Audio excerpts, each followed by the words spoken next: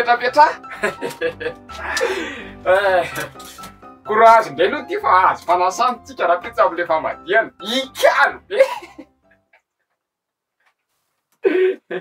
Ohatry. Mbola raha pitsy zany. Ny androany aloha zao no tokony dinihana. Androany inona e? Ny androany efa milamina. Fa raha endry tiry tavy laramosy. De mandeha ny akanjo andalana rapitsy homanina. Za le zao le miza tena noana be mihitsy afa zahiraka raha ny lahy zany a. Noana ahoana? Za koa nge mba ramake. Zara lara za mba nahita ny fanasany rapitso. Fa nataony lahy. De tava fotsiny lahy akanjo de zay. Rehefa tsy handeha moa e lahy. De ako.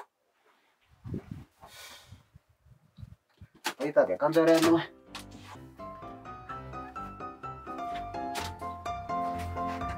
Ala tavy laramosy fa tiana aloha de tsy fampizarako an'lahy mihitsy.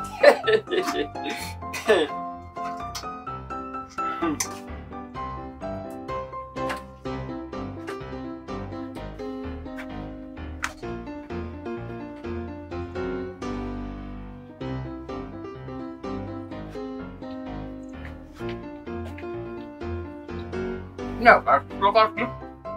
Não, como?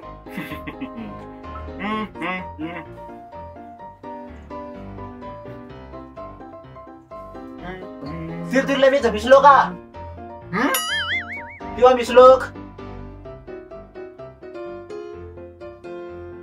Nandro tamin'eky a. De za miatrika loka de za miatrika vary. Tsy maninona e. Ay le ty e. Ay raha to mihinam-bary le. Io loka teneniny laha de meko lahy. Ty le lokako. Le ty e. Any le ty akanjo loka fa tsy loka. Tsisy vary meko an'lahy zany eo. Ty e. Ty rangaly loka de eto ty le vary masaminona ihany. Mbay fa tsy hita mihitsy laha hoe tavy laramosy. Mbay. Zany de privelona amin'iny.